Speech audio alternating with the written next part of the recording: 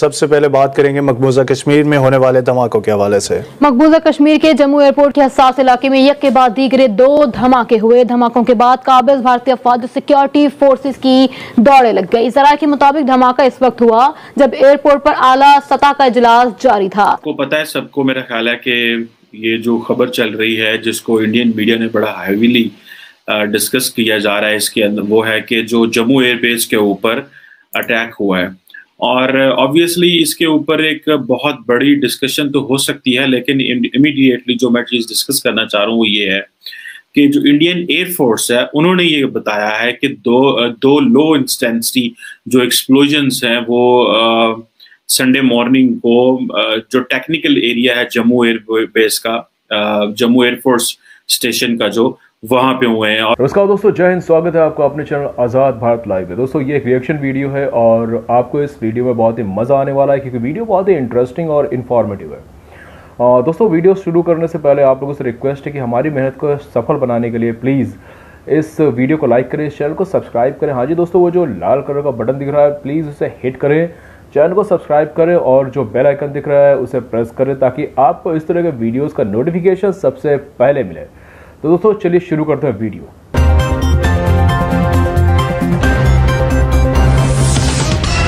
सबसे पहले बात करेंगे मकबूजा कश्मीर में होने वाले धमाकों के हवाले से। मकबूजा कश्मीर के जम्मू एयरपोर्ट के हसास इलाके में एक के बाद दीगरे 2 धमाके हुए। धमाकों के बाद काबिज भारतीय अफवाज सिक्योरिटी फोर्सेस की दौड़े लग गई। जरा के मुताबिक धमाका इस वक्त हुआ जब एयरपोर्ट पर आला सतह का इजलास जारी था। भारतीय मीडिया के मुताबिक धमाके से एक इमारत की छत को नुकसान पहुंचा। धमाकों से किसी जानी नुकसान की कोई इत्तलात मौसूल नहीं हुई। इंडियन एयरफोर्स का कहना है कि धमाकों में 2 छोटे ड्रोन इस्तेमाल किए गए हैं, धमाके हुए हैं। एयरपोर्ट पर आला सतह का इजलास भी जारी था। क्या तज्जिया है आपका?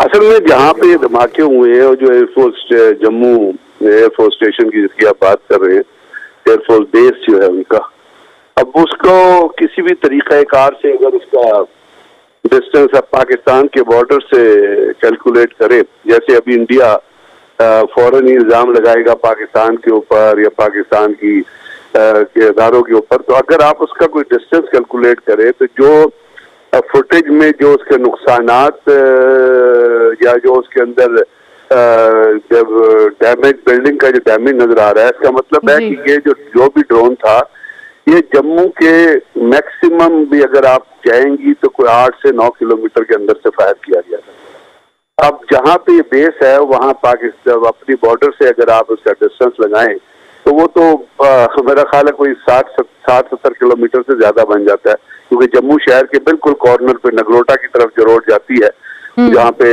इंडियन आर्मी का हेडक्वार्टर है, उसके ऊपर ये बेस है। तीन साहब क्या कहेंगे कि इतना बड़ा सानिया, लेकिन भारत चाले भी चलता है, तो पाकिस्तान का क्या मौकिफ होगा अब? जी देखिए, इस दहशतगर्दी के ये यकीनी तौर पे हम इसे दहशतगर्दी का वाक़या नहीं कह सकते हैं। ये खुद भारत की अपनी एक कार्रवाई लगती है। जिस तरीके से एक तो ये क्लियर है ना तो हमारे कश्मीरी हुर्रियत पसंदों के पास ड्रोन टेक्नोलॉजी है, और जिस तरह के गजनफर अली साहब कह रहे थे, ना ही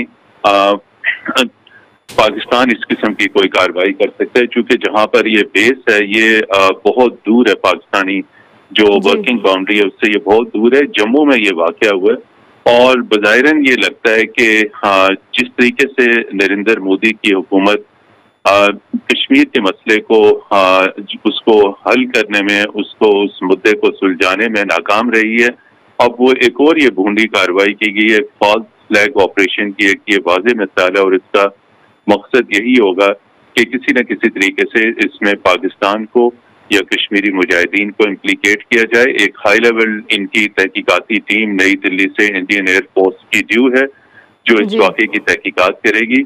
लेकिन जिस तरीके से ये कार्रवाई की गई, एक तो इंडियन एयरफोर्स का मिलिट्री बेस है, वहां पर यकीनी तौर पे ना तो मुजाहिदीन की एक्सेस है और ना ही सरहद पार से किसी भी सूरत में पाकिस्तान ऐसी कार्रवाई कर सकता है। लेकिन ये कार्रवाई करके मकबूजा कश्मीर में इस वक्त इंसानी हकूक की जो अबतर सूरत हाल है उससे तवज्जो मबजूल कराने की कोशिश की गई है।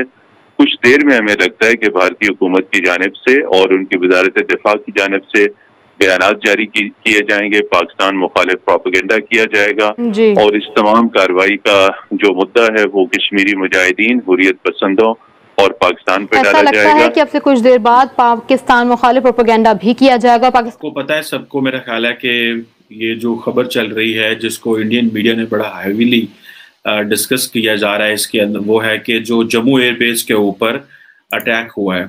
और ऑब्वियसली इसके ऊपर एक बहुत बड़ी डिस्कशन तो हो सकती है, लेकिन इमीडिएटली जो मैं चीज़ डिस्कस करना चाह रहा हूँ वो ये है कि जो इंडियन एयरफोर्स है उन्होंने ये बताया है कि दो लो इंटेंसिटी जो एक्सप्लोजन्स हैं वो संडे मॉर्निंग को जो टेक्निकल एरिया है जम्मू एयरबेस का, जम्मू एयरफोर्स स्टेशन का, जो वहां पे हुए हैं। और उनकी इंडियन एयरफोर्स का ये भी कहना है कि ये जो लो इंटेंसिटी कॉन्फ्लिक्ट्स हैं, लो इंटेंसिटी एक्सप्लोजन्स हैं, इनकी वजह से कोई डैमेज नहीं हुआ। सो दैट मीन्स कि ये तो कहा जा सकता है कि वहां पे कोई डैमेज नहीं हुआ, बिकॉज अगर डैमेज होता तो फिर उसकी चीज और बनती है। लेकिन obviously attack itself means a lot.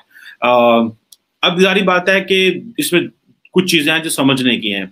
अगर रिसेंटली अगर आपको याद हो कि ये जो SCO का इजलास हुआ, तो वहां पे भी SCO के इजलास में जो इंडियन साइड थी उन्होंने ये डिस्कस किया कि जनाब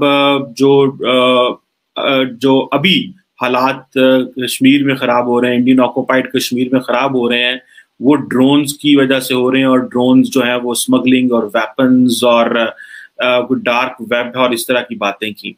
अब देखना ये है कि इस पे जिस चीज़ की व्हाट आई फील इज कि जिस चीज़ को समझना चाहिए वो ये है कि पाकिस्तान और भारत के LOC के ऊपर मामला तो बड़े बेहतर हो गए, लेकिन इंडिया मीडिया जो है वो इमीडिएटली पाकिस्तान को ब्लेम कर रहा है इस चीज के ऊपर।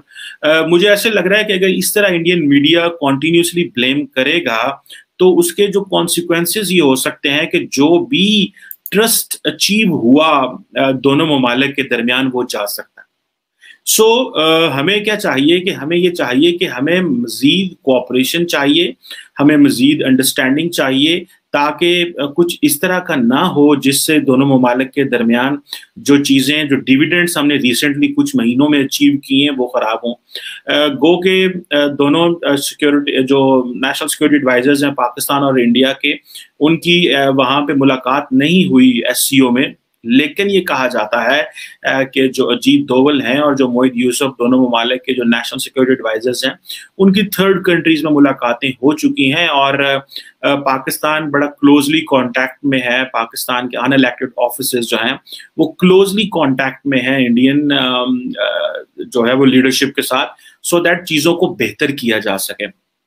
अभी इसमें क्या हम अगर रिपोर्टिंग देखेंगे जो मीडिया से आ रही है, तो रिपोर्टिंग तो ऑब्वियसली वो नाम कहेंगे जी ये पाकिस्तान कर रहा है, लेकिन मेरा ख्याल है कि अगर हम इस तरह करेंगे तो हम किसी सोल्यूशन पे तो नहीं पहुंच पाएंगे, क्योंकि इसमें इंडिया को कुछ टेक्निकल एडवांटेजेस भी हैं। दोस्तों, जैसे कि अभी आपने इस वीडियो में देखा कि किस तरह से पाकिस्तान एक ऐसी इकॉनमी, एक ऐसी अर्थव्यवस्था, एक ऐसा देश जो भीख पर अपनी पूरी पॉपुलेशन को चला रहा है, अपनी इकॉनमी को चला रहा है, ये वो देश है जिसका 50% GDP जो होता है वो चला जाता है इनकी आर्मी को और कर्जे देने को। और आप मानेंगे नहीं, इस देश की हालत वास्तव में बहुत ख़राब है, क्योंकि यहाँ पर 80 रुपये किलो से भी ज़्यादा आटा बिक रहा है, चिकन है वो 600-700 रुपये किलो से भी ज़्यादा बिक रहा है। और इसके बावजूद जो पाकिस्तान की गवर्नमेंट है उनको लगता है कि कश्मीर समस्या ही सबसे बड़ी समस्या है, हालांकि ये एक हकीकत नहीं है।